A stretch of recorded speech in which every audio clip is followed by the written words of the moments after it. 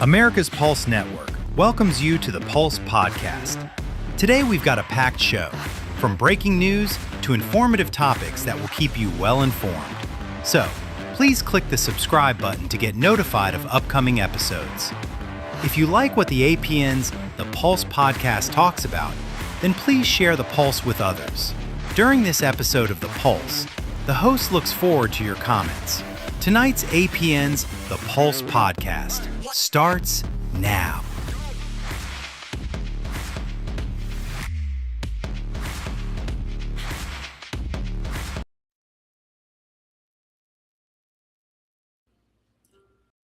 Oh, I'm off center. I'm sorry.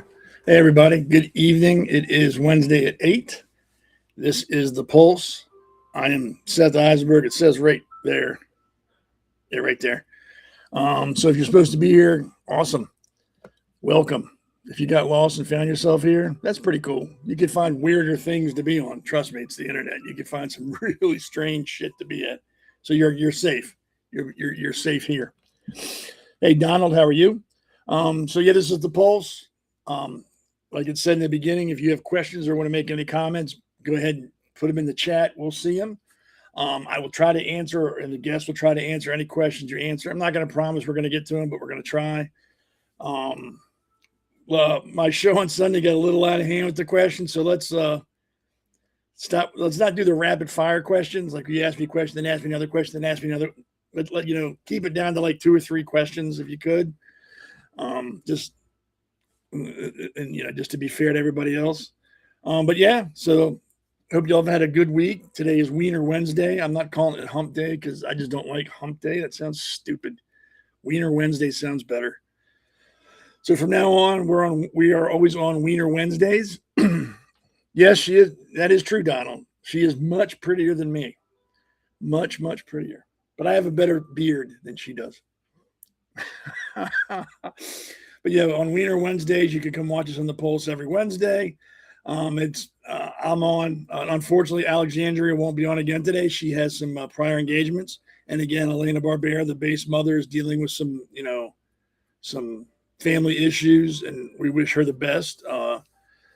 So they'll be back hopefully next Wednesday. Alexandria might jump on later on. She said she'll try, but if not, it's not because she doesn't like you. It's because she's busy. Life happens outside of this stuff. It's hard to believe, but it does.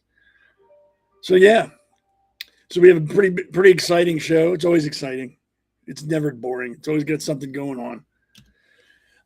Again, please feel free to ask questions or leave comments. Like I said, this past Sunday, it was like, I think we had over 500 comments, and they all came in at like 3 seconds. So kind of space them out if you can, because it just makes things a lot easier. So what we're going to do is we'll do breaking news, and then we're going to get right into to the guests. And, of course, the man behind the scenes, the puppet master, we have Damon Sereday. He is our technical guru. She's got a lot to cover. Yeah, she does. But, yeah, Damon's taking care of everything. So every time you say, man, Seth just messed up, imagine hearing it, being in charge, and not being able to stop me from doing it. That's the curse of being the producer on this show is me. All right, so let's jump right into the breaking news. The first one, I believe, is my favorite of all cities in Maryland, Baltimore. The picture is kind of small, but I have it. Let me read the caption on this. They got to remember the mayor of Baltimore is all about Baltimore, about how great it is, and it's a wonderful city, and blah blah blah blah blah blah. Again, it was voted, I believe, the 5th out of all the cities in the country, the 5th worst city to live in. Again, I think before it was the 5th most dangerous city. Now it's the 5th just in general worst city to live in. Let me find that note. Where'd I put it? There we go. Of course I got it. There. Where is it? I can't find it, but that's what it's the 5th worst city, and they base it on, I think, income, housing, education, and crime. So out of all the cities in America, all the cities, Baltimore is the top 5 yet again. But the mayor will tell you it's a wonderful city. It's a wonderful city. Yeah, it says Baltimore ranked among the worst large U.S. cities for raising a family in a new Wallet Hub study that compared more than 80 cities. So not the entire country, 80, but still a lot. 80 cities on factors ranging from housing, affordability, school quality to unemployment and crime. And I hate bashing Baltimore because there are good people who live there that are just trapped there by circumstance. They can't afford to leave. They're too old. They have no family outside of the city, so they're forced to live in that open wound on the face of the planet. And I feel sorry for them. I really do. And I hope you understand when I talk about Baltimore, I'm not talking about them. My heart goes out to them. If I were a billionaire, I'd move you all out of there. But I'm not, so I can't. So when I say Baltimore is a dump, I'm not talking about those people. So save the emails and the text messages. I'm not going to explain myself again. Baltimore is the world's largest outdoor shooting range. Really, it's the last time I checked, I think they had improved a little bit, but they're like 500 officers short of a full force, which is a lot when you're in a city. 500 officers not showing up or not being able to fill those positions, that's a lot. I believe they've had to close down substations in the city because they have no one to man them. But the moron man-child mayor of Baltimore will tell you that it's, heaven on earth. It's Shangri-La, Nirvana. He's an idiot. I think he spent like over $200,000 on his vehicle as the mayor, his vehicle to get around town in, like some souped-up Suburban, that could like survive a nuclear missile strike because that's what. Well, it is Baltimore, so you never know. There could be they could have some nukes there. But that is Baltimore in a nutshell. And every year they come out in the top 5 of something bad. And then all of a sudden something come out. They're number 1 for this. And if you look into the people who give them number 1, it's like some ad agency or some company where if you pay, the more you donate improves your rank. So these are legit right here. You can't pay your way out of this. So the next thing we got on breaking news is protesters clash with ICE. And we'll ask Damon Galdo about this because this is going on in his neck of the woods where he's running for Congress, an ICE detention center in New Jersey. Apparently, the rule of law doesn't apply anymore. You can detain and block and assault federal officers as long as your feelings are hurt. Apparently, there's some detainees who are there for committing crimes and are being deported, who have stayed past their visa and are being deported, or are just here illegally and being deported, who are complaining about the food, complaining about the living conditions, and complaining about the medical facilities, and also saying COVID is running rampant. My whole thing is prison has never and should never be a 5-star resort. It should be hell on earth. I'm not saying they should torture you. I'm not saying they should beat you. I'm not saying they should deprive you of anything. But you're not there because you won Citizen of the Year award. It's not a reward. It's a punishment. It should not be comfortable. You should hate every minute that you're there. Do I think they're not feeding them? No, I don't think they're not feeding. Do I think they're getting lobster and steak every night? No, I'm sure they're not. They're probably getting one step above like gruel. You're in prison. That's what you get. More to the point, you're in this country illegally. We don't want you here. In the most respectful way I can say it, get out. Had you just self-deported when you had the chance, you wouldn't be doing all this. More importantly, I can guarantee you there's not one person they have in that detention center who just came across the border within the last week. You probably have people in there who've been in this country illegally for years and have made no attempts to become citizens, made no attempts to get a visa. I don't feel sorry for them. You've had ample opportunity to try to rectify things or get the ball rolling, and you've chosen not to. And I blame the liberals for telling them, no, don't worry about it. You don't have to follow the law. And I blame some religious leaders who've told them the same thing. You've listened to the wrong people. You've listened to idiots. You should have listened to Republicans and conservatives like, dude, you can stay. Just fill out the paperwork. But you didn't want to listen to us. You wanted to listen to the morons that told you that got you where you're at. So, yeah, there's video upon video of these people assaulting Leo, assaulting ICE agents, blocking them from leaving and bringing people in. My question to the governor of Jersey, and I know I get a better response talking to a goddamn tree, or the president of the U.S., when does law become enforceable? When are we going to start enforcing the law? When do we stop basing what we enforce on feelings? These people are assaulting police officers. How long will we tolerate that? How long is that acceptable? I don't care how they feel. Their feelings don't mean anything to me. They can't do what they're doing, and it needs to be stopped. So I'm asking the governor of New Jersey and the president of the U.S., step in. This is enough. They've had their 15 minutes. They've screamed and cried. We get it. They're upset. They're mad. They want the people released. Okay, we got it. Time for them to go home. Let's get back to normal. This is getting ridiculous. And I'm not even into the show yet, and I'm already on my soapbox. And finally, in breaking news, and not finally, but all I'm covering, I don't know if you've seen this utter moron. She is running for office and has refused or turns her back to the U.S. flag during the Pledge of Allegiance. And people are, of course, that's great. Good for her. She's wonderful. I just don't know when as a society or just American citizens, are we going to start demanding, if you want to run for office, you better goddamn well like the country. You better show some respect. And if you're an immigrant, same thing. And if you can't be here. You'll have to leave. I don't know why everybody thinks, well, anybody can come to this country. No, we're allowed to be selective. Every other country in the world is selective about who they let in. We can be selective because before they get here, they're not a citizen. There's someone trying to come into our house. And if I don't want you in my house, you're going to leave. And if you come into my house and you disrespect my house, you're going to leave. This needs to apply to politicians and people coming in from other countries. Respect it. Become, a part of us. Accept us or get out. It's that simple. And I don't know why it's so difficult for people. I wouldn't expect to go to another country and go, I'm not acclimating to your country. I'm going to stay in America and do all the things I used to do in America.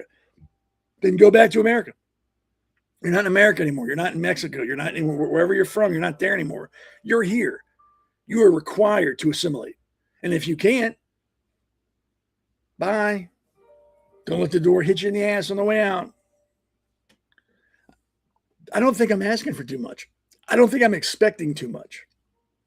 And if I am, well, 2 things you can do about it, nothing and like it. So that is breaking news. And of course, there's probably other stuff going on. This is what caught my eye. So let's get into getting the guests on because I'm sure they're waiting for me to shut the hell up so they can get on. So here's my co-host, Damon Galdo. And like I said, we'll talk about that ice thing a little bit because I know you probably know more about it than we do because you're there. Yes, absolutely. I thought you forgot about us for a second with your long rant there. I can't. It was good, though. It was good. The little side where I can see your pictures, you're all doing this to me. Like, come on. I cannot not see you. So Damon will be my co-host this evening. We have our guest, Fred Profiter, is there, and he is the former president of the Maryland. There he goes. He didn't want me to say who he was. So I'm not going to say who he was. And then Joe, and I hope I don't mispronounce your name. Sereday? You got it. Yes. Cool. And Joe Sereday is with us. He'll be leaping through the hoops with all of us, talking about the crazy stuff we're going to talk about. Fred's just having some technical difficulties, and there's Fred again. He's back there. He is the former president. Maybe I should just not say his name. Maybe that's what's pushing it off. When I say, hey, it's Fred, then he goes away. So I'm not going to introduce him because if I do, if he comes back, I introduce him. Apparently, that's like the kiss of death, and he'll be gone. All right, so let's get everybody back on. He's a little shy. Oh, Fred is far from shy. Hopefully, Fred will be back here momentarily. I can hear you. Probably a good thing we can't see you. You have a face for radio. Can you hear us? No, he can't hear us. Oh, maybe I offended him. No. He was in the Navy. I'd have to do a lot to offend him. Yes, he said his Wi-Fi was kind of.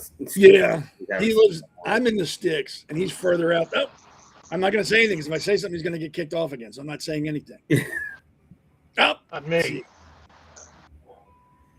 Yeah, I don't know if it's going to work out for him. Yeah, I don't know if it's going to. I know he's up in the sticks. And his Wi-Fi is not that good, but Fred can keep trying to come on. But before we get into what we're talking about, give us an update on the ICE Detention Center in New Jersey. What's going on? Are they doing anything about it? I mean, what's happening? No, they're not. And well, they are doing something about it. I'll tell you what they did. On Memorial Day, our own governor, who I'm not a fan of, obviously, Mikey Sherrill, goes to the ICE Detention Center. Doesn't go visit veterans. Doesn't talk about veterans, talk about the fallen soldiers that fall for this country, goes to an ICE detention center. And that's what she does. Our own governor, because we're a sanctuary state now.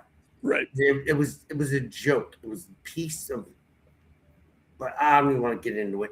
But it's like, I don't understand how our own governor of of New Jersey goes to the ICE detention center in Delaney Hall on Memorial Day instead of going in front of veterans and talk about, the ones that served this country, that gave us the freedoms that we have, and actually gave the illegal immigrants the freedom to cross our border and break our laws, and then have us freely kick them the hell out.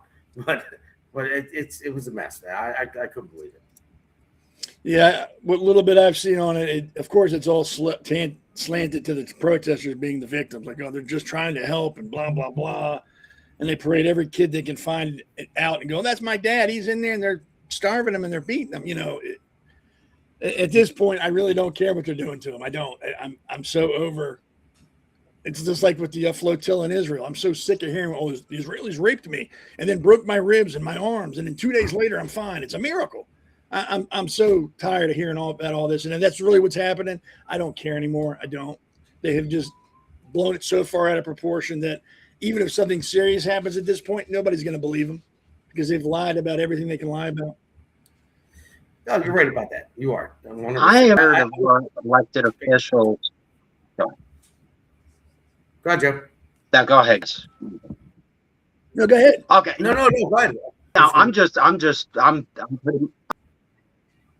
I'm pretty much with you. I am tired of American elected representatives going out of their way to go fight and protect people that shouldn't even be in here in the place, people who, like you, they deserved, are in there for a reason. Should have went home a long time ago, if they come here.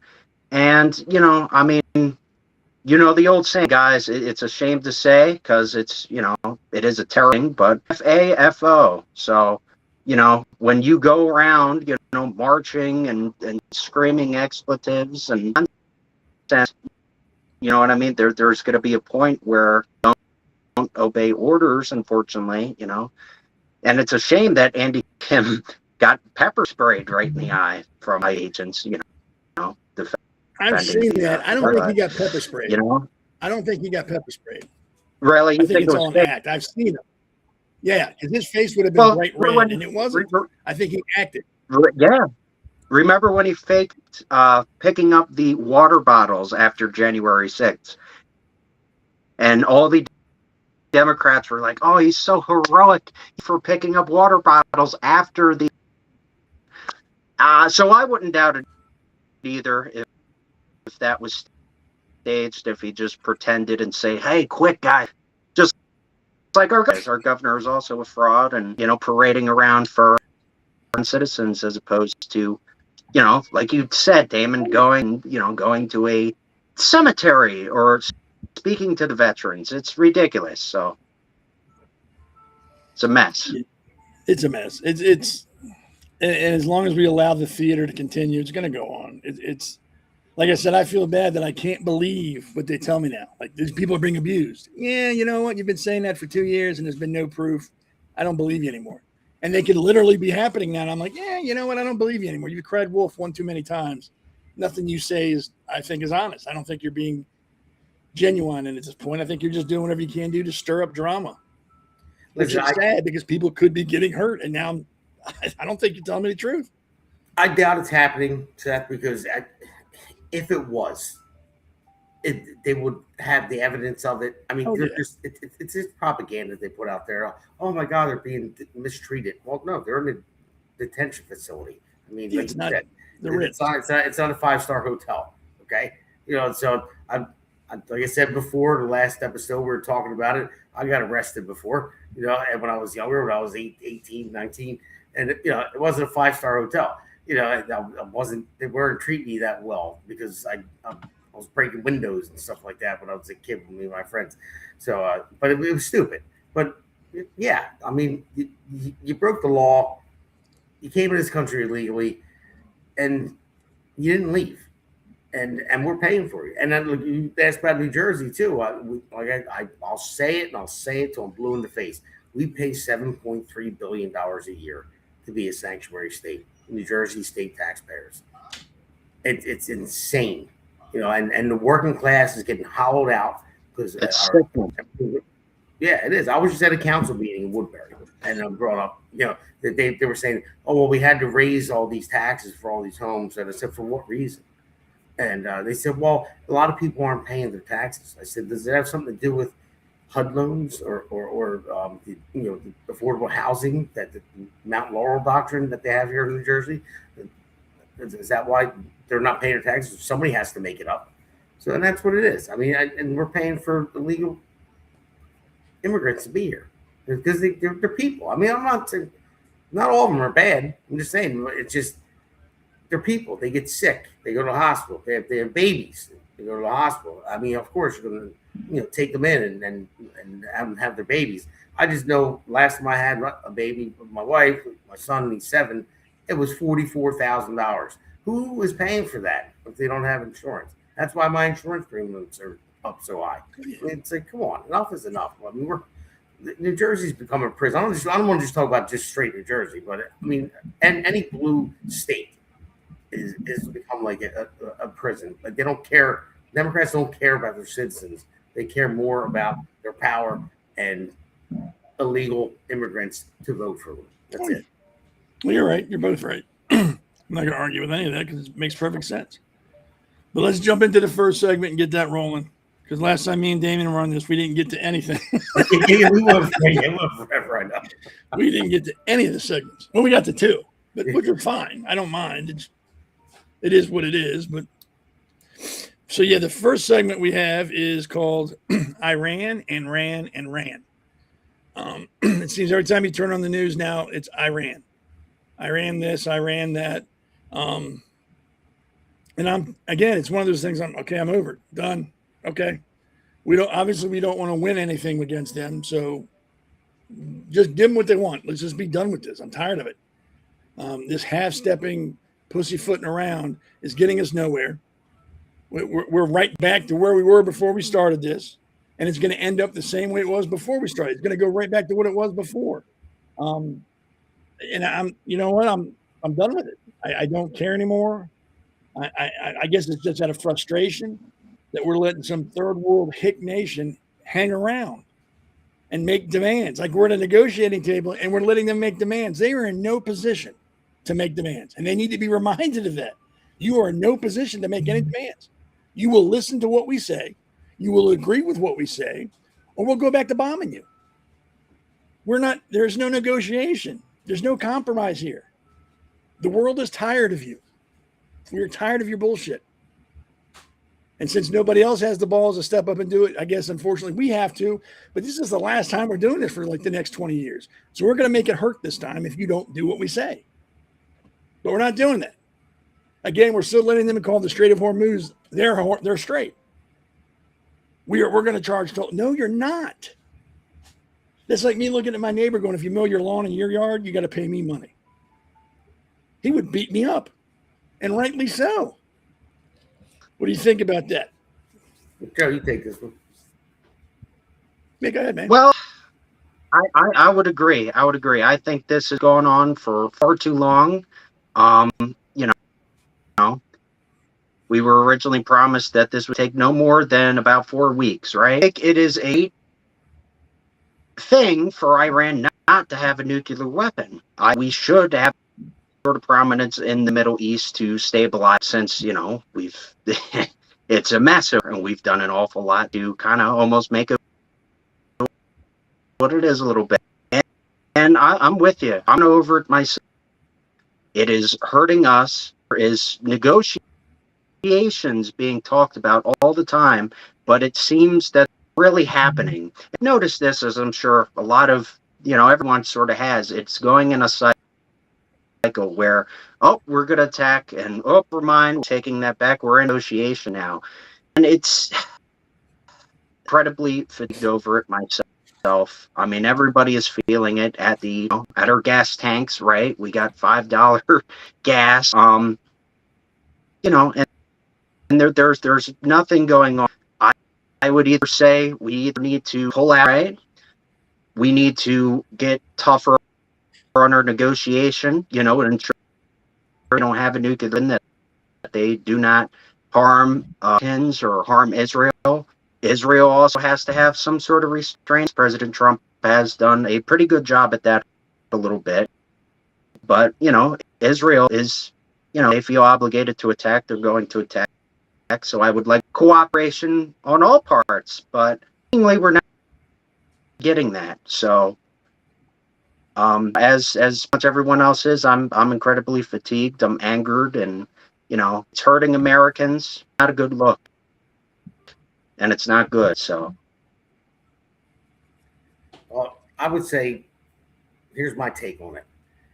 Now, if you look at the prior presidents to Trump, and listen, I don't live and die by Trump. I just want to put it out there, but they all said Iran cannot have a nuclear weapon.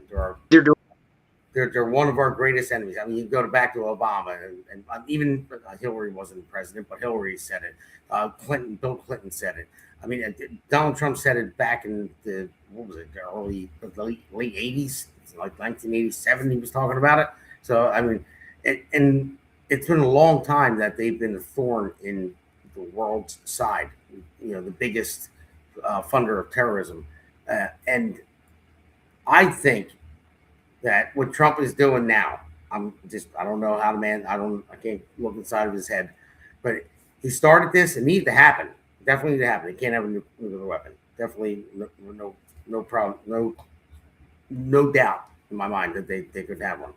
So, I mean, what he did going in there and taking out their Navy, taking out all the Ayatollahs and all that stuff, that he did it quick, hard, heavy, and the blockade, I think, was a genius thing to do.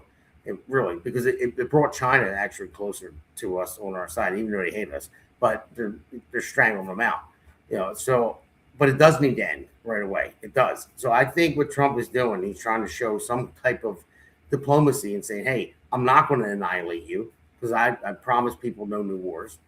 But if you don't come to the table finally, then you're going to get it."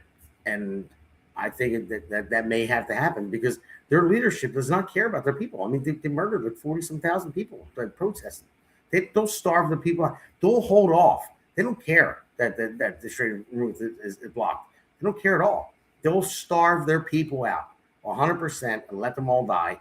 And that is the major problem. That's why they're so hard to beat them, because they don't care. But so you have to go in hot, heavy, hard, and then that's what's going to have to happen. There's no negotiations with them at all. It's not going to happen.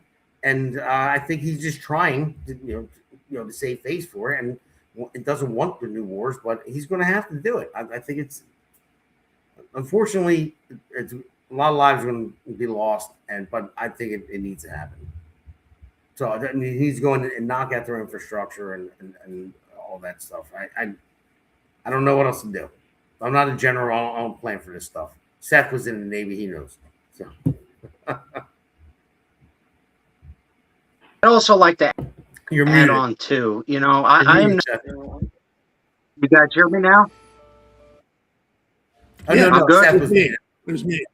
Yeah.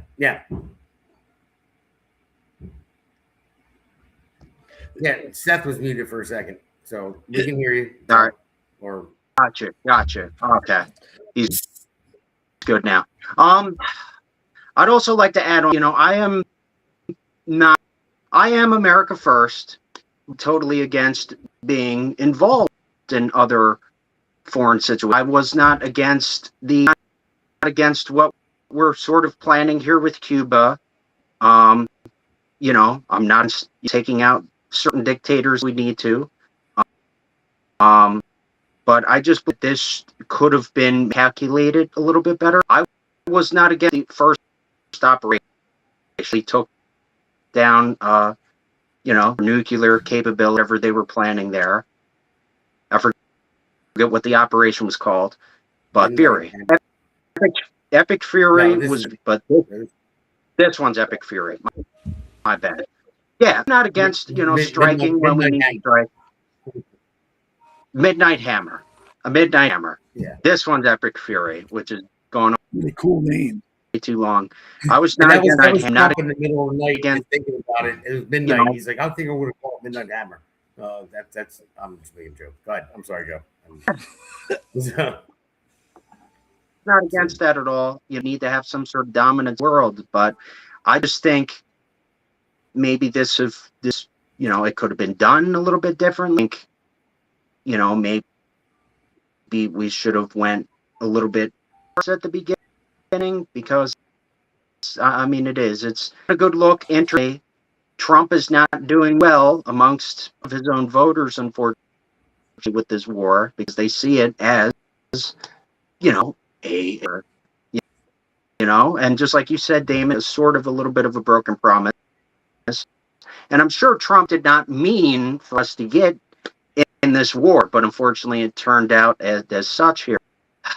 To put it frankly, we either need to shit or get off whether we need to be a little bit tougher with them, or we're going to force them into negotiation, because, unfortunately I've dug a little of a hole. Again, I agree. Iran should not have a nuclear weapon. That is number one, but it's just a mess. And I think Israel is a little bit more restraint. I want to say that again. I want to reiterate, they should not try to do their own thing. I think they should listen to us a little bit more. Like when we're in negotiation, maybe not attack. Okay, and yeah, I just think we wrapped up here one way or another. So, well, trust me, I'm getting screwed by a lot of this too. You see the background behind me, the midterms coming up. So I know we let's show everybody we all are. It's not good for midterm. Let me show everybody what the strait looks like, in case they, for some reason, don't know what it looks like. That's on the next picture. I think I have So that's the Strait of Hormuz, 12 miles off the coast of Qatar, and Iran is their waters. It's considered theirs. But with the Strait of Hormuz, under international law, Iran does not own the Strait of Hormuz because it is classified as an international strait, meaning no single nation has the right to block or suspend maritime traffic through it. While the strait's narrow geographically dictates that its shipping lanes fall within the 12 nautical mile territorial waters of Iran and Oman, not Oman, not Qatar. Specific international legal framework guarantees free passage through the strait for shipping reasons. So we really need to stop. I mean, Oman doesn't say anything about it. They don't. You do what you got to do. We use it. You can use it. We're not going to do anything. The only country that has anything on chip on their shoulder is Iran. We're going to charge a fee. We're going to block it. We need to stop playing this game with them and pretending like they can do that. Like a blockade. We don't need a blockade. Sink their ships. The second they try to stop another ship, sink it. They send out planes to do something. Put them down. That's how you deal with the child who's throwing a temper tantrum. You put them in their room until they calm down. Iran's throwing a temper tantrum. We need to spank their ass and tell them, no, you own nothing. And this is not just the U.S. saying it. This is the world telling you, you don't own the strait. It's been like this for decades. Don't know why you can't get that through your thick head yet, but we're going to make sure this time you get it through your thick head. That means we destroy and annihilate your military, and all you have are security guards at the mall now to protect your country. That's what we're going to leave you with. But you're going to learn today, you don't own the strait. You have no say in the strait. You can't collect a dime from anybody in the strait. And every time you do that, we're going to destroy the ship you're using, or we're going to put down the jets you use to do that. And when you run out of ships and you run out of jets and you're sending out grandpa in a canoe, we're going to put them down too, because you are not in charge here. The world has played with you for far too long. And then before I get to you guys, all the anti-Semite, anti-Israel morons that say, well, this is between Iran and Israel. You all understand that if Iran has a nuclear weapon and destroys Israel, you know who's next, right? They're not just going to say, oh, Israel's done, we're good. No, they're not going to stop with just Israel. They will come after us, England, Europe. They want to make the world Muslim. People need to understand that this will not just end with Israel. And if you think that, I got a bridge in Brooklyn I want to sell you. pennies on the dollar, and you can take ownership tomorrow. So we need to get off that, well, this is just an Iranian Israel thing. No, this is an Iranian world thing. They are not good neighbors. They never will be good neighbors. They are not good citizens of the world. But that's what all this hubbub is over. Literally, I was in the Navy. If we put out one combat group, one wolf pack, a few subs, and an aircraft carrier, we could own that strait in a day. Literally, in a day. So I don't know why we're playing games. What do you think, Damon? Well, I think we're playing games just to save face a little bit, because what Trump. Okay, here's a question: is it saving face, letting this little nation hang around with a world power, or would it be saving face to smack him down and be done? No, I think the president is giving him time and trying to make it diplomatic because he promised no new wars, and a lot of people are upset that we're in a new war.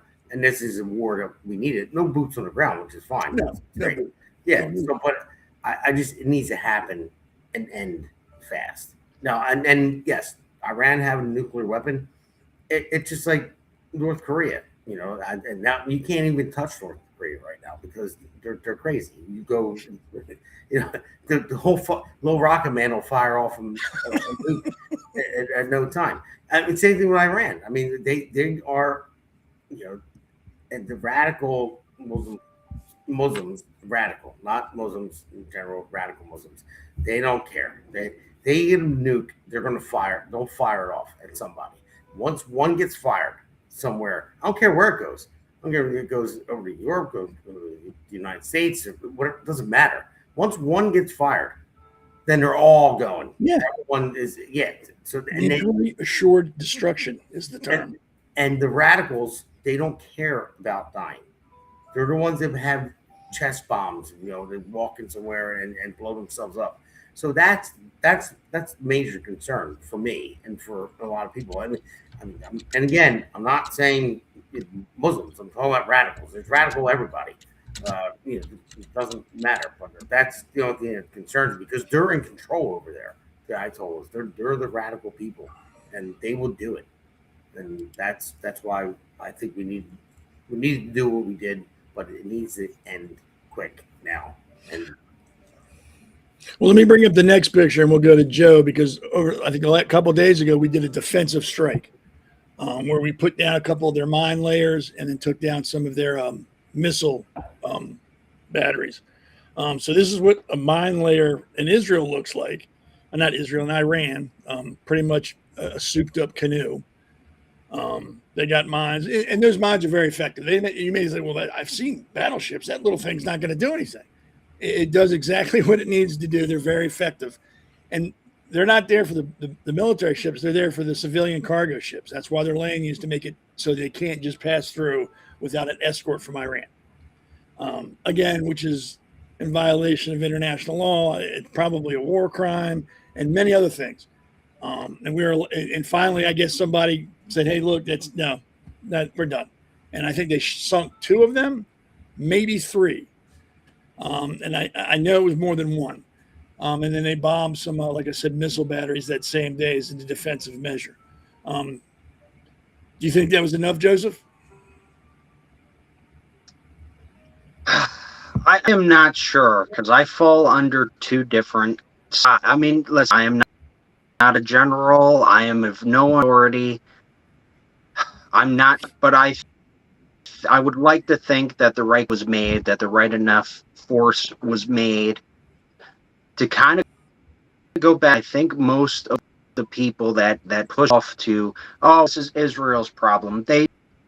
Number one, they, like you said, they don't know that Iran is a threat and they will make a mess of things, bring everyone involved in their own business. But then they also remember how these other wars were stressed, right? That very much, and I trust President Trump's judgment. Again, to reiterate, I don't think Iran should have a nuclear weapon. But to a lot of average American public voter that gets their, news and from off the mainstream media or normie Twitter, as I like to call it, it it's reminiscent of the weapon destruction. So I just kind of like to kind of point that out there that, maybe it's not a complete invalid point to say, hey, it's all Israel's problem. And, why are we getting involved? And I think it's a good question to ask, but it's also, maybe it couldn't done like Midnight Hammer was, perhaps. Maybe something else could have been done.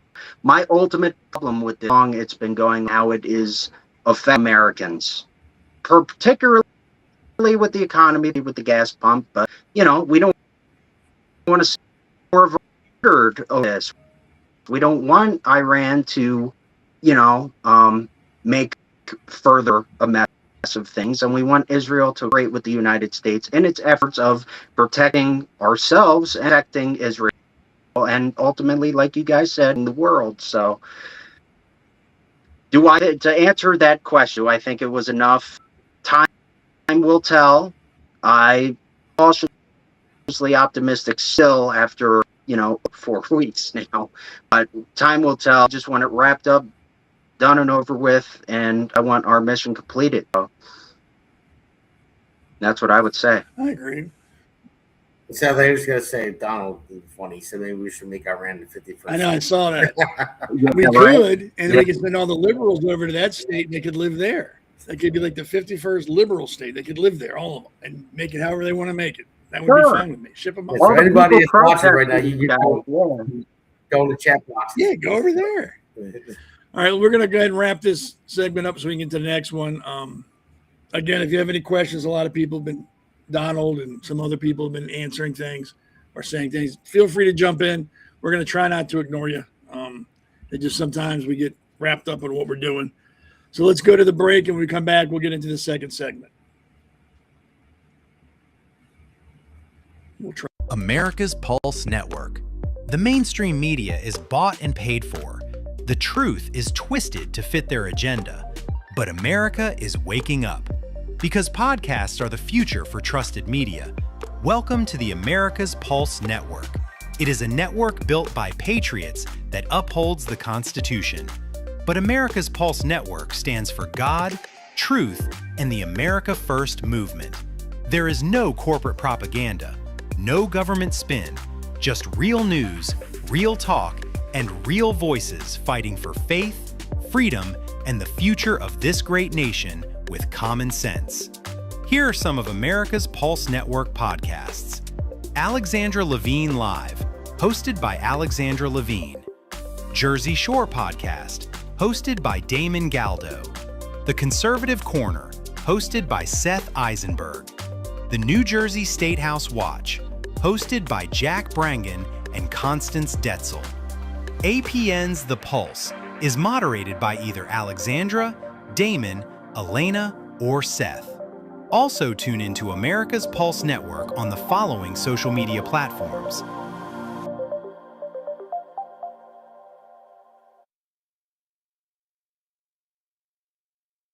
Join the revolution, because the pulse of America beats for God and country. America's Pulse Network is for faith, family, freedom, and truth.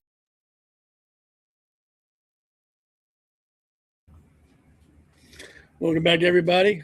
This is The Pulse. I'm Seth Eisenberg. That's Damon Galdo. He's running for Congress in District 1 in New Jersey. He's also got some podcasts on here and helps host the Pulse every week on Wednesday at 8. And I can do the bottom because that's easy. This is Joseph Sereday. He's joining us today. We did have Fred Profiter, but there were some technical issues. So he left. Good guy. He was the president of the largest conservative club in Maryland. He led that for a few years and handed it off to another pretty good person. I'll try to get her on too. But this is what we're doing. Alexandra's usually here, but again, she had some prior engagement she had to go to, so she should be back next week. And Elena Barbera, who's always here a lot, the based mother, she's dealing with some serious family issues. And of course, we understand why she couldn't make it, because family comes first, and we're all pulling for her and hoping that things go as smoothly as they can for her and her family at this time. And smoothly may not be the ideal outcome, but we're hoping for smooth and quiet, I guess is a good way to put it. They don't need a lot of attention. They just need to be alone with their family right now. So I hope they do that. And of course, there's me. Anyway, the next segment is Massie and his list that he talks about constantly, weekly, daily, monthly. All you've heard about is this list. I have this list. Yeah, that wet dick. He's got a list. He's going to blow the lid off the Epstein files. He's going to read it on the floor. He says all the time, all the time, and has given us 3 names of people who aren't even associated with the government. Personally, I don't think he has a list. I think he's bullshitting, or he would have done it by now. And if he has a list and he hasn't done it by now, shame on him, because he's grandstanding, and it's not about helping the victims. It's not about bringing people to justice. It's about getting his big head in front of the TV as much as he can so people hear him. I have no respect for the man. If he has the list, he should have read it months ago when he first got it and not done the carrot and the stick thing. Like, ooh, I got a list. Keep paying attention to me, because that's what he's been doing. He's a despicable person if he actually has a list of people who raped and messed with little children and has not said and not released it yet. I don't care if he releases it at this point. I have no respect for the man. What do you think, Damon? Well, I would say, why not come out with it already? It reminds me of like Adam Schiff. Adam Schiff said forever to steal the dossier, Russian collusion. We're coming out with it. We're going to drop it on Trump. Never happened. It was all false. So I'm tired of hearing about the Epstein files. It's a horrible thing. I mean, Epstein, scumbag, through and through, evil man. But everyone uses it and says, we have this, we have that. Where is it? Put it out there then. I mean, really. If the Democrats had it before Trump ran again, they would have dropped it on him in a second if he was on that list. And so I'm tired of hearing people go, oh, Trump was on the list. Well, was he? I don't know. Was Clinton on the list? I mean, why didn't they drop it yet? I'm tired of hearing about the Epstein files, and I'm sorry to say it that way because it was a horrible thing. The young people that were taking advantage of, I don't want to get into it, but you know what I mean.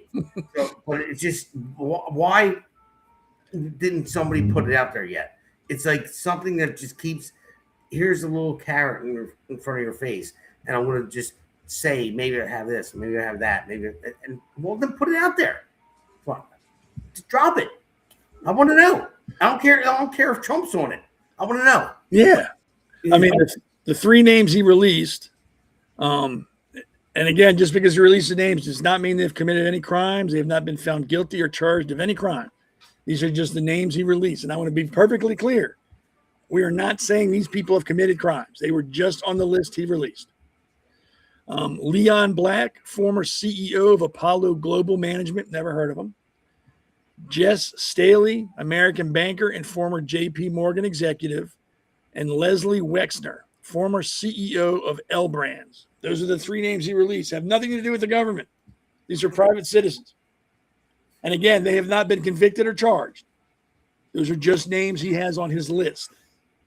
Well, they kind of go with what Damon said. I'm getting to the point now with this list like I am with the people on the flotilla and these anti-ICE protesters. You know what? I don't care anymore. You've made it to where I don't care. Because every other day I'm hearing you're going to say this or this person's on the list. Wait till next week. I'm going to show it to you. I'm going to read it. Wait till next month. I'm going to read 20 names on. And it never happens. And that's sad because children were hurt. Yeah. Women were hurt. I'm sure men were hurt. And politics, and they're playing politics with it. And then Massie will stand up in front of the crowd like he's Jesus Christ. I'm better than this, and I'm going to help. No, you're not. You're not. You're right in the 3 rings with everybody else, dude. You're dancing along to the same tune, trying to say that, I'm not involved in this. I want to help. Then help. Lead, follow, or get out of the way. Stop telling me you have a list. Read it. It's that simple. What do you say, Joseph? Yeah, Joe, as a young, and you're part of the Republicans, yeah, Bergen County. I'm sorry. You are the vice president, right? So, I'm the chairman of Burlington County Youngins. Yep. So I do want to say, I think Thomas Massie's handling the Epstein files and treating them as if, he's questions on his Twitter I've seen before, like, oh, hey, should I release the names, guy? I have treating it as if some sort of game or something like that. Yeah. You know what I mean? I do. Thomas Massie, a favorite of mine. He had some good points. He brought up some good things. He did have one of them was the Epstein list. However, he just did not do a good job of handling it, and he caused a giant commotion over it, as opposed to maybe a little bit more cooperative with them and the DOJ, as opposed to attacking them all the time. Thomas Massie, although he was a libertarian, he was also very, very soft. He has a very, very soft track attacking Democrats when they were going after against, basically, to go against Adam. He did not want to go against that. I think if you guys could up, it was some sort of lawsuit or some sort of prosecution, and he did not want to be prosecuted, even after Adam Schiff gave Trump a problem with Russiagate and attentives left and right. However, I will say too, even though despite all that, I find him to be an important figure. I do think I was in Kentucky, I still would have him against Ed Galerin, because he brings up some interesting points and he asks questions. I just disagree with the way he handles it, particularly with the Epstein, and he voted against the bill too, which had tons of benefits for tax relief and border funding, ICE funding, and so on. So, though I am not a fan of Tom Massie, I probably still would have voted him anyway, because I see him as a necessary force in Congress. But nonetheless, have him anymore, so we won't have to deal with that, and we'll have Galerin. So we'll see what it brings, see what happens.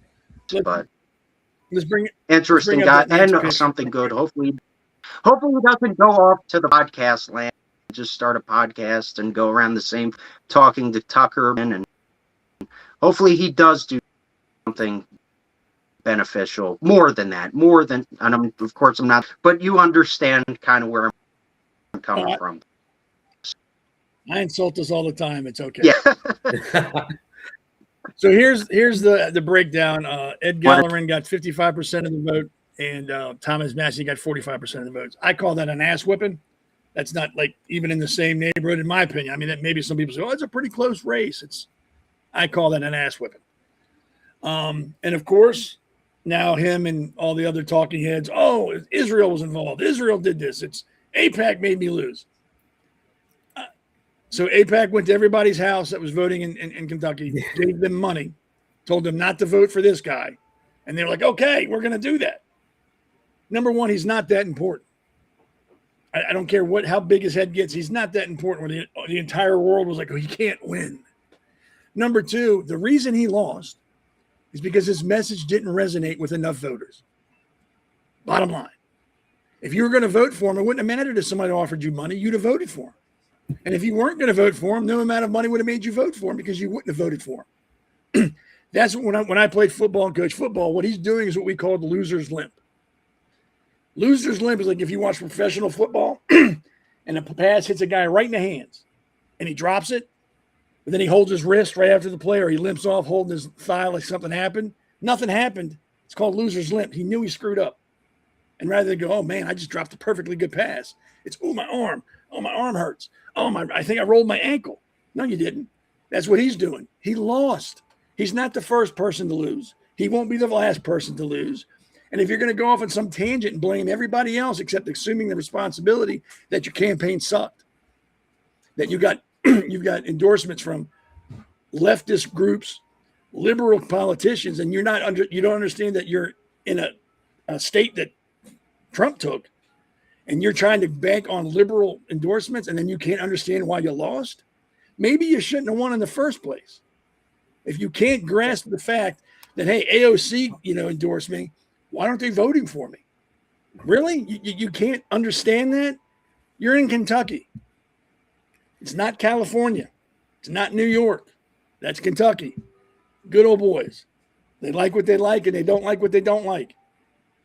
And you have people that they don't like endorse you, you're done. Yeah, well, I'll tell you one thing, Seth. I always looked at Massie. I called him a puss, I'll say, because my buddy Pete liked him a lot, but he kind of grew me a little bit. He forced me into different ideas with Massie. I'm like, no, he votes against the Republican Party all the time. Like, he definitely does. Now, I'm going to go with the APAC money. No, yeah, that is an issue. They spend a ton of money on him to beat this guy. So I don't know what that's about. I don't think we should be taking foreign money for candidates. APAC is American citizens, though. It's not foreign money. Well, it kind of is. It's still kind of advocating for a foreign country, though. Advocating for an American alliance with a foreign country. And I would be, just not to cut in, Damon, but I am pretty much against foreign long and APAC to be particular. And like I said, I would have voted for Massie, but there's tons of flaws with him. And just like you said, Kentucky knows what they want. Kentucky likes Trump. Kentucky likes conservative values. And Massie perhaps could have communicated those conservative values a little better. And that was a downfall because he was too combative. You have people like Lauren Boebert and Anna Paulina Luna, who are, some against the grain with the Trump administration, want to work together. Thomas Massie was an attention seeker and a clout seeker, but I don't think that makes Ed Galerin any good either, unfortunately. But yeah, pretty much what I wanted to say. I'm not sure about Ed and all that stuff, but I just know Massie was. I'm running for office, so I can't say what I want to say. I didn't like him at all. Yeah. I referred to him as masshole. So. Yeah, there you go. Thanks, Seth. Thanks for saying it. So, but no, I didn't like him at all. So he needed to go. And I don't know about Ed that much. I really don't know. I don't know his track record or anything yet. But Republicans need to work together. I mean, I'm not saying you have to stand in line with every single, I say it all the time. Did I vote for Trump? Sure. But was he going to vote for Harris? No. But I don't agree with everything Trump does. I don't. But it just, you have to at least help out. Voting against the big, beautiful bill, all right? Look at New Jersey. Now, there was no tax on tips, no tax on overtime. New Jersey went against that, and they're not doing it. I mean, so that's something that we do here in New Jersey. So you still have to work with your party. There's a lot of people here. I told my wife too. She got a social media war in a way with somebody that. Yeah. Yeah, I love your wife. Yeah. But this guy, he posted something for no reason. I was friends with him. I thought we were friends anyway. And he just posted something. And I told him, don't respond. I'm not getting into a social media war at all. Don't do it. And then second time, boom, again. And then I'm like, don't respond. Don't do anything. Third time, that's it. But that's the way I see with Massie. It's the same thing. It's like, it's like, come on, you have to work together at some point. And I see that with Massie, and I really do. I'm not a fan of APAC and all that stuff. I'm not a fan of any PACs because PACs are funding my opponent like crazy, and I don't have any PAC funding me whatsoever. So my own union PAC won't even fund me. So the Carpenters Union, you can go. Even though I'm a carpenter, there you go. I don't care. You can't do anything to me. I get my own work. Well, the thing with Massie is everybody APAC. Well, what about CARE? They gave Massie $15 million. A bunch of other I was going to say that. Everyone. I wanted to say that. I don't understand. Thomas Massie was funded by Strange forces as well. Thomas Massie was not completely, and because he wasn't funded by APAC, does not mean that he was funded by Democrats, by foreign interests, by the CARE, and a collection of a bunch of strange, rich billionaires, I want to say, have voted to questionable causes before. So he is completely innocent of that at all. But, with this big debate of APAC and foreign lobbying in general, I guess Massie was a flawed representative of that specific side of foreign lobbying. Thomas Massie was funded and brought up and variable faith, not completely innocent in that at all. So, and I agree with both of you. If you want to do away with all PACs, that's fine. I'm all for it. Yeah. Get rid of them all. But what I'm over is people singling out APAC. Like it's APAC. No, it's not just APAC. You can't just say, don't look over here. Just look right here. Ignore everything over here. It's just right here I'm talking about. Yes. Yeah. Yeah. Get rid of them you all. I'm all for that. I have no problem. Yes. It's like watching a football game and all you're watching is the whole center. You can't just watch the center in a football game. You got to watch the entire field. Yeah, I say to people all the time, I'm like, there's the flavor of the month. I mean, you'll get how much the pharmaceutical companies fund candidates. I mean, it's even more. So there's a lot out there, but it's just whoever's the flavor of the, well, I'm not going to say month, flavor of the year or 2 years now, then people focus on. And it depends on, I got a lot of friends that are, so yeah, I'm like, listen, whatever. Yes, I don't think they should be funding these candidates, but a lot of people take their money. Hey, APAC, I will take your money. If you want to fund my campaign, I'll take it. I said, I'm not going to, but I'm not going to do what you want me to do. My platform is my platform. That's what I'm doing. Even if I serve one term and you throw me out, I will take your money to beat Norcross. Just to let you know, anybody out there, I will take your money to beat Norcross. And then if I screw anybody over, then maybe I'll just serve one term. And I think Joseph brought this up a minute ago, and I'm not judging you. I'm not attacking you. I just have my own opinion. Saying you would have voted for Massie over the other guy because Massie was more than the other guy. I'm in Maryland, which is a fraction of an inch less than Jersey. We're trying to take over. I think the problem with the Republican Party is just that. The lesser of two evils. I'm voting for him because he's better than, or he's not as bad as. That's like saying this pile of dog shit doesn't smell as bad as that pile, so I'm going to go stick with that pile. We need to back off of that. We need to say no. If you don't put up a candidate that I can back, I'm not voting at all. I'm going to undervote. And if you undervote, that sends a much better message than just voting. That shows the party, hey, they're not with us at all. They're not even voting for this guy or woman. We need to stop with that mentality. That's why the Republican Party puts up who they put up, because they know they're going to vote for them. They're not going to stand up. They're going to just take whoever we put out there. We need to stop doing that. We need to just stop going down the ballot going, oh, there's a lot of people are, but the people who are in charge of the parties don't care. They're just going to throw out whoever they can throw out. And if they win, they win. If they don't, they don't. We don't care. We still got our dues. You paid us your money. We're still going to have a Christmas party. We're going to get in the newspaper. We don't care. There's no accountability for their poor choices. In Maryland, it's that way. Hell, last gubernatorial election, Dan Cox ran. The Republican Party of Maryland worked against him. They gave money to the Democrat nominee for governor. They campaigned against him. The governor who was here, Hogan, who's just useless as tits on a boar hog, was a Republican, campaigned against Dan Cox, did photo ops with the Democrat candidate. And then people in Maryland, oh, here's my money. Here's my dues. Here's my donations. And then they wonder why we can't win anything here. I'll tell you why you can't win anything here. Because you just give them your money and don't care. You don't demand anything for it. And I can see Jersey being the same way. People support the party with money, and then that's where their concern ends. Did you get my paycheck? Oh, good, okay. And then they leave. Oh, you got my money? Okay. They don't go, what are you going to do with it? Who are you supporting? Why are you supporting that candidate?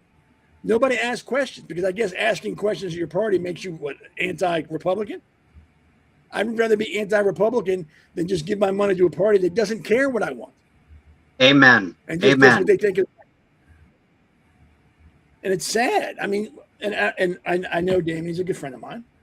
Look at Damon, prime example. The man's got a platform, he's got an idea, he's got things he wants to do that will help everybody.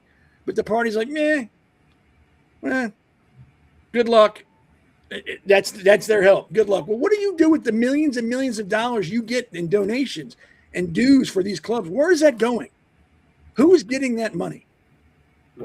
Well, Seth, I'll tell you this. I know we're going to take another break soon, but same thing as this Southern Poverty Law Center, funding the KKK to make more money. It's the same thing with any PAC too. It's the same thing. That's what they do. They're going to fund anybody that's going to make them more money. That's why it's a messed up situation. So. But I was always saying I'll take their money but I'm not going to listen to what they want. Not giving me money anyway to give it to my opponent. But send me your money but grassroots people, yes, I will listen to you, my constituents. But the big PACs out there, I'll take your money and run with it. And that's sad that you have to do that, because the party won't help you. That's sad. Yeah. You should be like, look, I don't need I don't need outside money from anybody. My party's got me. I'm good. I'm fat with cash. They've taken care of me. But they don't do that. But God forbid you're late with your dues, your donation. Go ahead. Good, Joe. I want to address sort of what you got about and what's by the name of Min Tech in the comics in here. Do not undervote that they could cheat. Always fill every blank if you write, even if you write in a deadlive, which I understand where that person is coming from. The Democrats, Republicans are very much flawed. Republicans can be just as corrupt as the Democrat Party, but I think we should all be principle over party. As South eloquently put it before, we can over a sandwich or a douche. You know what I mean? We cannot be voting for either one of them. We have to have principles. We have to, we can't vote for a rhino or a, marked radical leftist. You know what I mean? For it, we have to vote third party, then vote third party. As much as I personally think that it's a waste of a vote, don't feel limited to those two options. You know what I mean? Everyone has a voice. Everyone has a say. We can't excuse the Democrat. We cannot applaud Republicans just because the other person is a Democrat on kids and up your taxes and everything. But the other guy is like, oh yeah, I'm totally conservative guy. He's over promising or saying all this stuff, but is otherwise, and all this other stuff. So I agree with that notion, but I also disagree with that notion. Please, principle over party. Don't settle. Do not settle. We're better than this, everybody. We're better than this. That's true. I mean, like I said, don't go with the lesser of two evils anymore.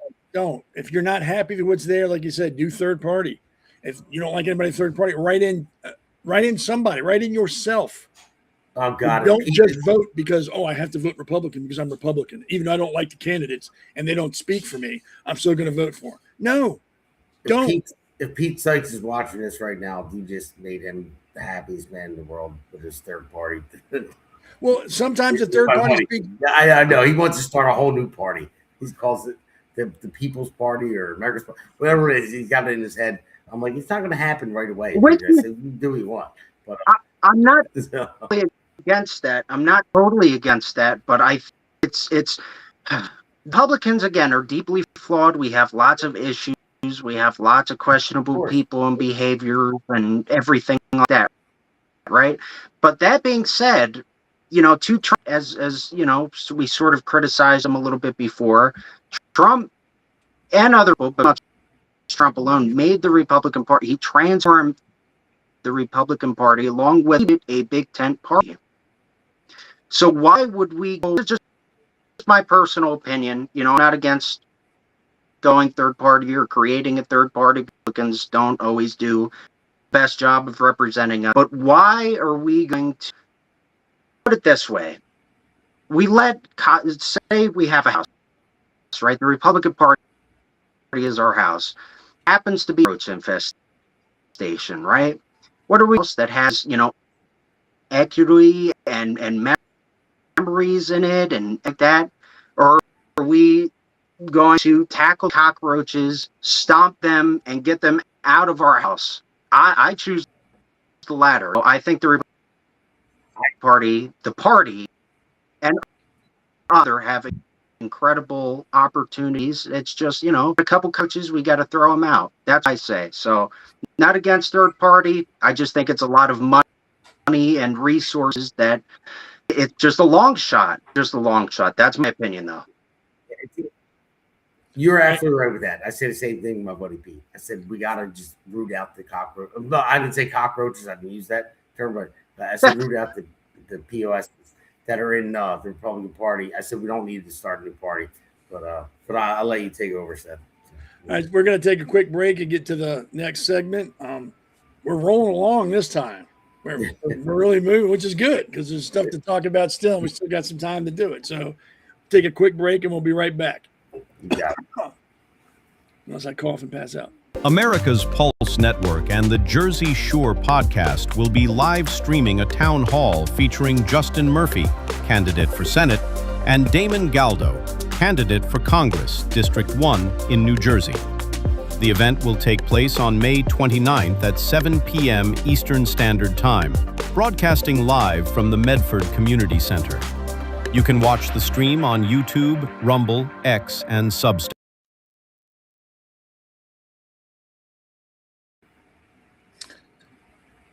Everything's falling apart.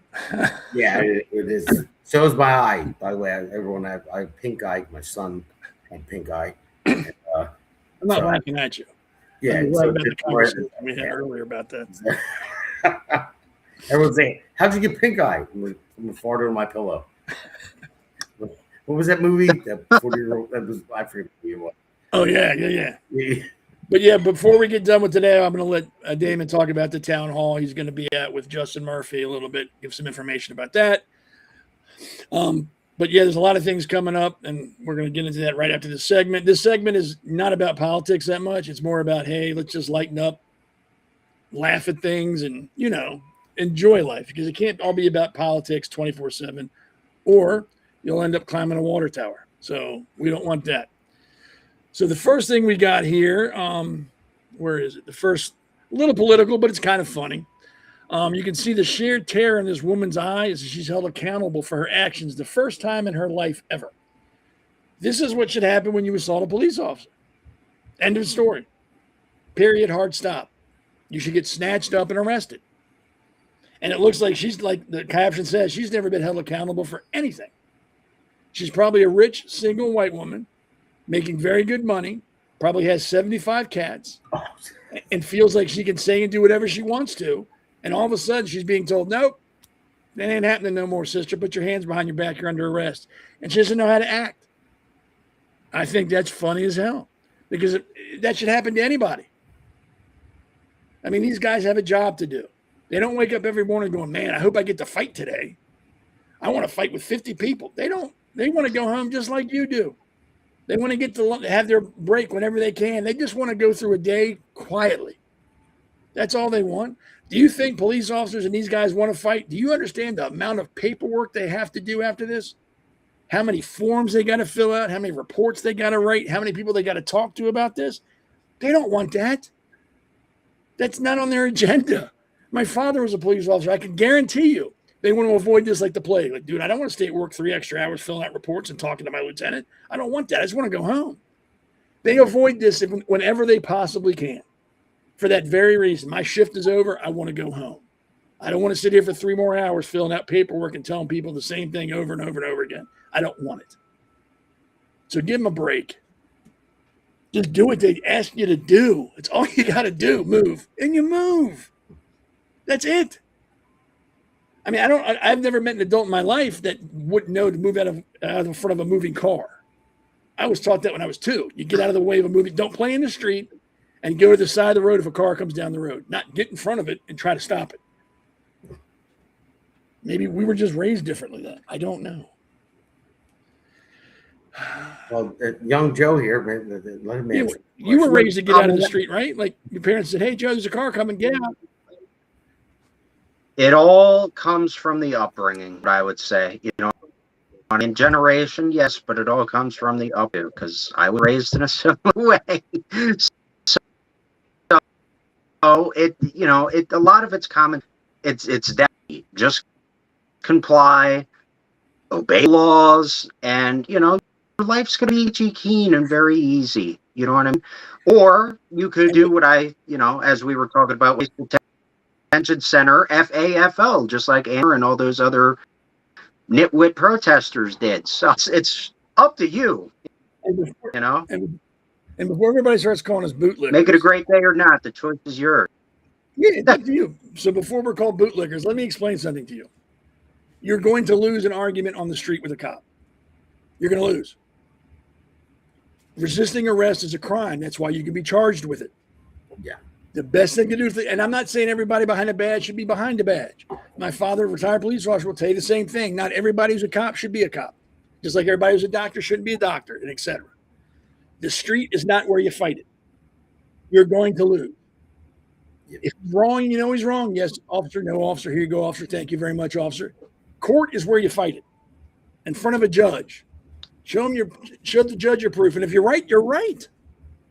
The judge's going to go, you know what, you're right. I'm dismissing this case and I want to talk to the officer.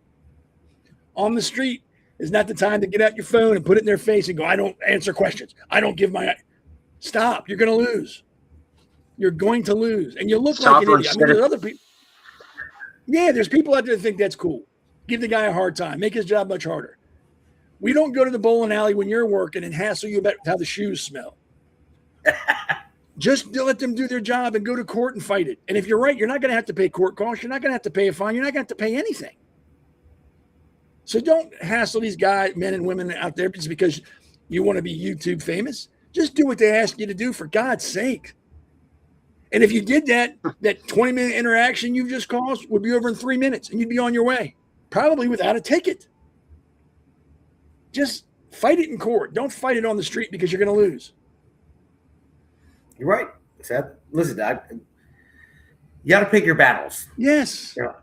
Years ago, it was a long time ago, I bought a Dodge Charger, and I was living down in Mays Landing for a short period of time, driving up the Blackworth Pike, going to work, and this cop pulled me over 3 times, 3 days in a row.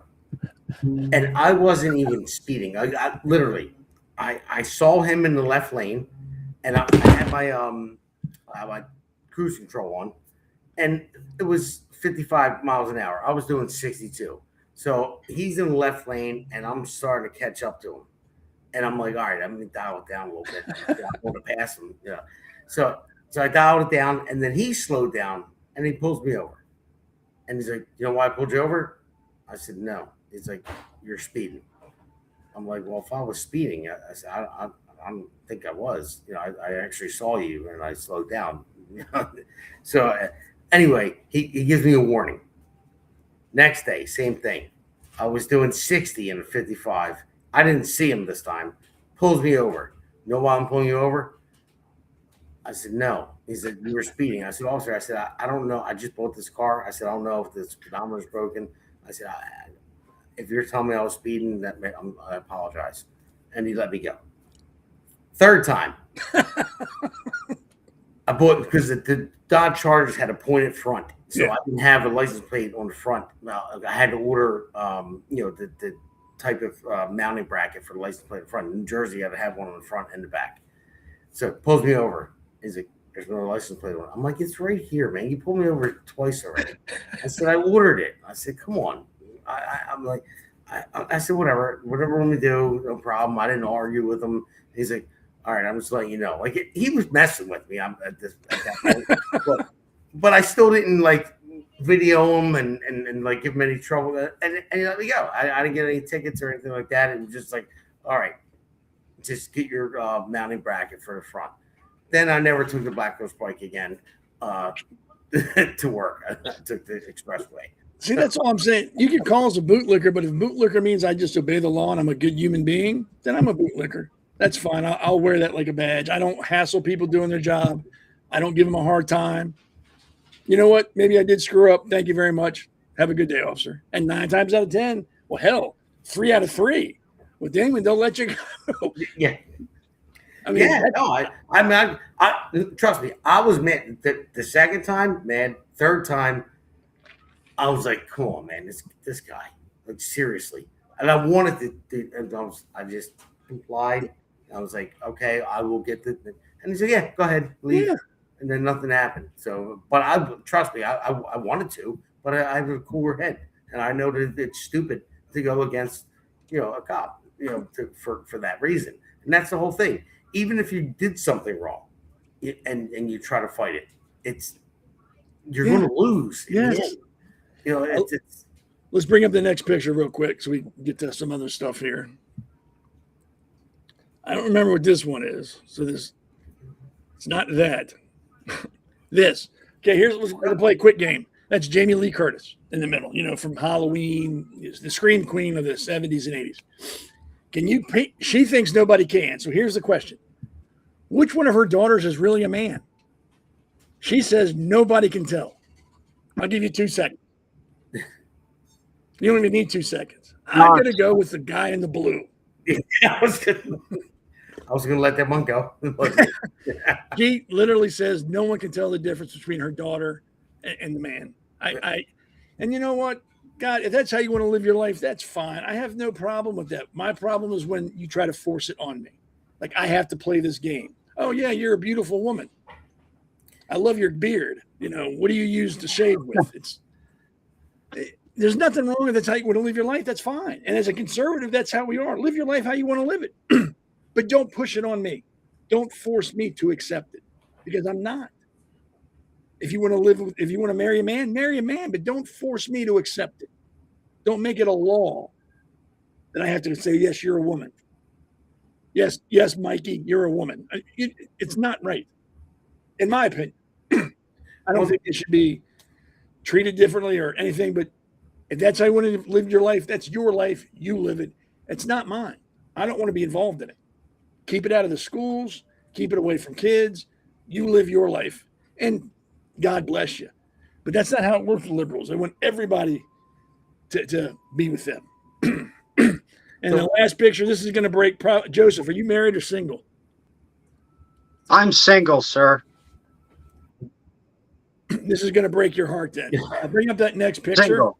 Now, we'll skip this one, go to the last one, and we'll come back to this one. Oh, God.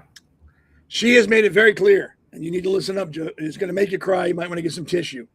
She's made it very clear, abundantly clear, that she will no longer date Trump supporters until he's out of office.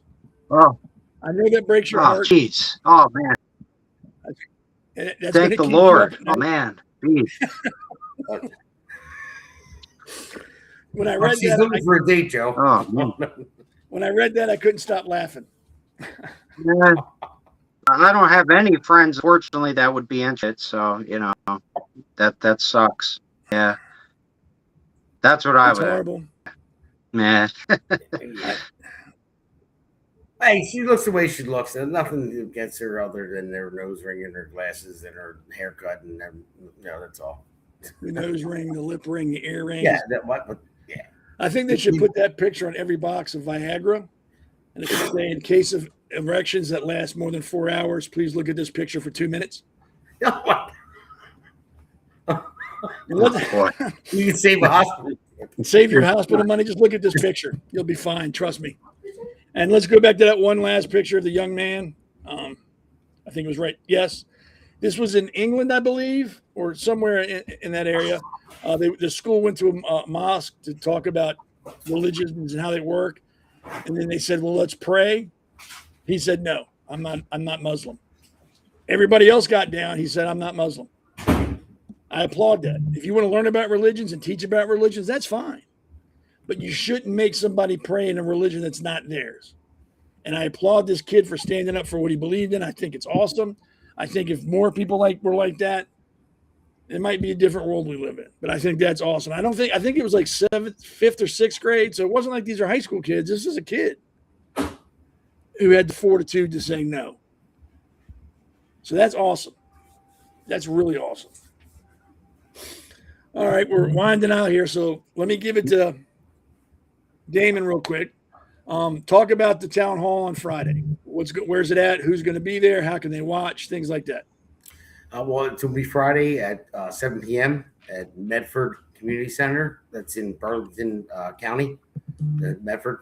So Justin Murphy will be there with me, and we're going to have a town hall. Everyone is invited. We're going to take all the questions that everyone may have. There'll be other candidates there too, people that are running for, I think Rob Scholl will be there running for mayor of Burlington Township as well. So we'll be there to take some questions as well. It'll be mostly Justin Murphy and I, and then we'll give everyone else time to take questions. So everyone is invited. Everyone is invited to it because they know their candidates. So that's what this comes. And we have a lot of stuff coming up. I mean, heck, I got tomorrow night having something in Gloucester City, an event there, but it's like a committee meeting I'm going to, but that's not anything I'm telling anybody to come to, but you can if you want, but it's just, and then talk about the thing on Saturday. Saturday, yes, that's what I was getting to after that. Saturday is the K9 Country Jam, and I was knocking on the doors getting my signatures for my petition, and I ran into this guy, and he invited me into his house. We sat down, we were talking. I seen him cutting up these flyers for the K9 Country Jam, and he told me about it. And I said, "What is it?" And he said, "Well, he was a police officer, and he said that they have to pay for their dogs, the canines. He said they take them home with them. Obviously they feed them, take care of them. He said, but even if they get sick or hurt, they have to pay, the vet bills for them." I'm like, really? I said that these dogs are like police officers. If you were to shoot one of them, you're going to jail like you shot a cop. Yep. And I couldn't believe it. But he did say to me, he said, it kind of works out because a lot of people come to it and they raise a lot of money off it. So it keeps down the police budget. He said, as long as we can keep this fundraiser going, then it's great. It keeps down our budget and it takes care of our dogs. So that's why it's so important. And so he told me about it. We have 3 country music guys that are coming, one from Texas, one from PA, one from New Jersey here, local. And I'm sure our great producers are going to play it at the end of the show and play the video that we made for them. And so it'll be Saturday at 1 p.m. At Landisville, New Jersey. So you'll see the flyer. It'll play in the end. But yeah, I can't wait for it. I've never been to it before. We're teaming up with Steve DiOrio, 92.1. I used to have a show there too. It's on hold right now because I'm campaigning. I don't have the time. And so we're getting everything set up. It's going to be a great time. So I hope everybody comes if they can. I might be there, hang out with Damon. I'm in Maryland, so I was there for the election night. I came up there to hang out with Damon and some other guys. So yeah. I'm going to try to get up there Saturday. But that was fun with my buddy. Oh yeah, that was. He still apologizes. I'm sorry about it. It was New Jersey. I didn't expect anything less. I'd have been disappointed if nothing happened. I'm like, oh, this sucks. This is boring. And Joseph, Sereday, where can they find you? If they want to get in contact with you about something, how do they do that? So I'm chairman of the Burlington County Republicans. You can find us on Facebook. You can find us on Instagram. believe our handle Earl Car on Instagram. And we have meetings usually every first Thursday of the month.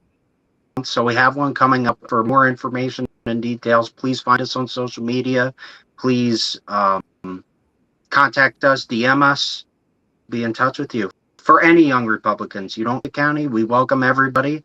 And with that being said, you don't have to be a young person either. It's usually 18 to 40. But if you're below voting age and politics interest you, you're welcome to attend if you're older. I'm at John Tomachey, a New Jersey legend in politics, show up, and it made a very, very interesting meeting. We have people from the New Jersey Project show, and we talk about a bunch of diverse subjects and issues, primarily in Burlington County, but pretty much everywhere. So definitely, and we got to start advocating for the youth a little bit more, because ultimately it's going to be up to us, up to the young Republicans, up to the youth to fight against the people who we're talking about, fight against those that are ultimately going to plague us. So it's never absolutely future Wyoming. So yeah. There you go. Well, I want to thank you both for being on here. Not so much Damon, because I see him all the time. Thank you, Joseph, for hanging out. You're welcome to come back any other time you want to. Just let one of us know, and we'll get you on. Damon, I'm sure you're going to hang out and talk about this show. Yeah, it was fun having you. So thanks, both of you guys. We appreciate it. I'm going to wrap it up real quick here, and then we can get to the video Damon was talking about, and then the closing ceremonies. I don't know what you want to call it at the end of the show, whatever it's called. Usually what I do at the end, I'm going to do it real quick, is read an opinion. Usually has nothing to do about with the show, but this time it does. And once again, it's my opinion. You don't have to believe it. You don't have to like it. You can tell me to kick rocks, whatever you want to do. It's just my opinion, and I'll share it with you. This country faces a stark choice: the rule of law that built the greatest nation on earth, or rule by mob, where leftist agitators, radical politicians, and open border extremists decide which laws matter and which laws get trampled. The disgraceful chaos at Delaney Hall, the ICE detention center in Newark, New Jersey, exposes exactly how deep this rot is spread, and it should make every decent American furious. Detainees, illegal aliens, visa overstays, and criminals awaiting deportation launched a hunger and labor strike, bellyaching about food and conditions in this privately run facility. Instead of enforcing order, activist mobs descended like a swarm of vultures. They formed human chains, blocked every exit and entrance, trapped federal vehicles, and physically confronted ICE agents while trying to do their sworn duty. Agents had no choice but to use pepper balls and batons to restore access after the mob turned violent. This wasn't peaceful protest. This was outright insurrection against lawful immigration agents enforcing lawful laws. These aren't innocent bystanders suffering in some dystopian nightmare. They are people who entered the country illegally and or committed offenses that demand immediate removal. Enforcing our borders and deporting lawbreakers isn't inhumane. It's basic sovereignty. But to the radical left, any attempt to maintain a secure facility is an outrage. They'd rather grandstand with senators and governors outside the gates, turning detention centers into circuses for cameras and political points. Where was their outrage when American citizens paid the price? Where were the human chains blocking roads for fentanyl corpses stacking up from open borders?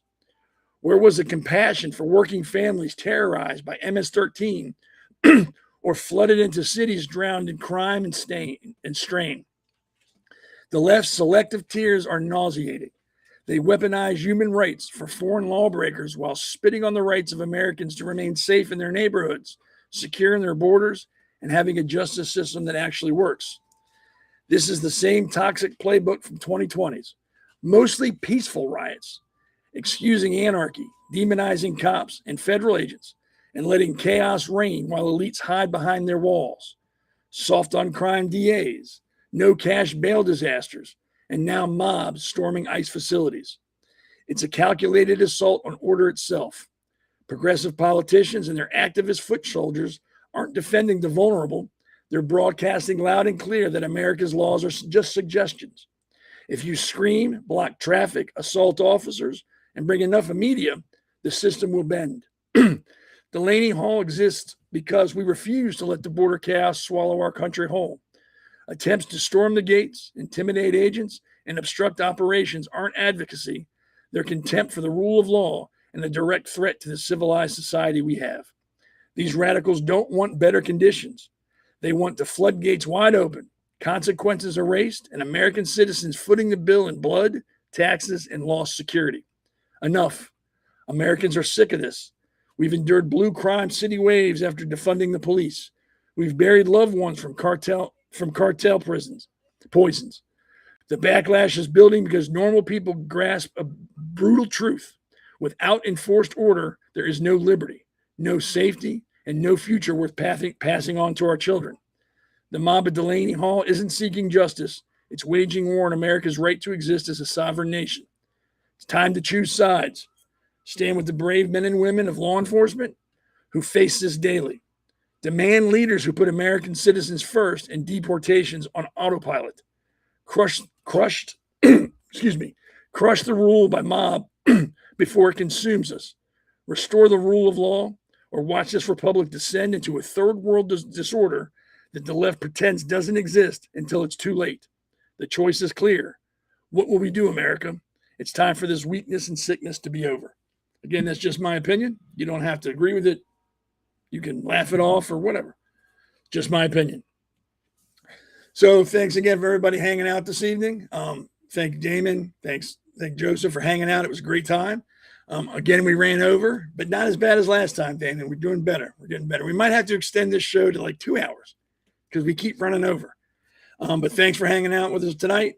We'll be on again, same bat time, same bat channel next Wednesday. Alexandra should be back, and hopefully Elena will be available. We'd like to have her back. We miss her.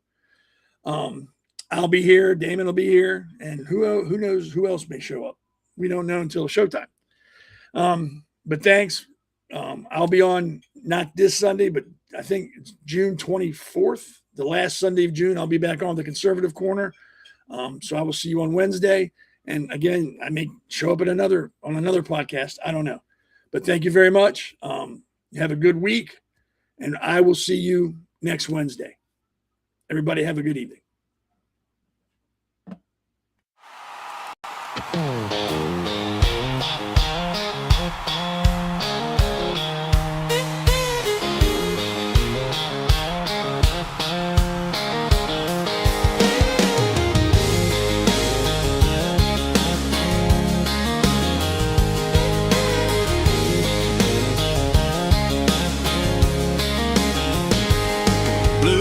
Cut through the Jersey night.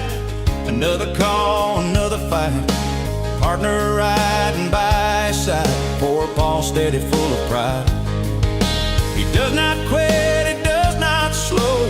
Runs straight where the danger goes. But when the bills come crashing in, the handler pays again. Yeah, the badge is heavy, the job is tough, but these brave dogs deserve enough. Boots on the ground, paws in the fight. K9 heroes working all night. They wear the shield, they hold the line. They give their all every time. If they are officers when danger calls, they should be covered through it all. So we raise our voice and raise this jam for the dogs who always take the stand.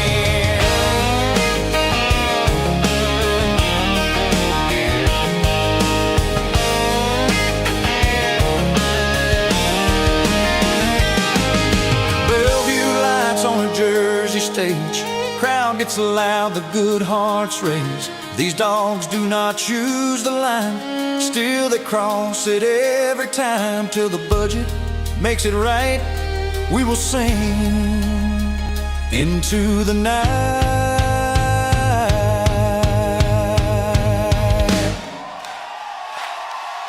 Boots on the ground, paws in the fight. America, hear us loud tonight. Fund the heroes who cannot speak. Stand by the brave who guard our streets. us until the day the system stands tall. We will not stop, we will not stall. Country strong and back in the blue. K9 heroes, this song is for you.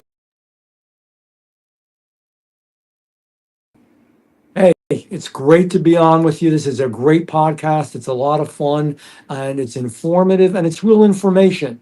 It's none of the frills and none of the nonsense that you hear on the legacy media, just telling the story of what's happening right now. It's what I do with my newsletter that I get out to anybody who wants to see it. It's what you're doing with this podcast.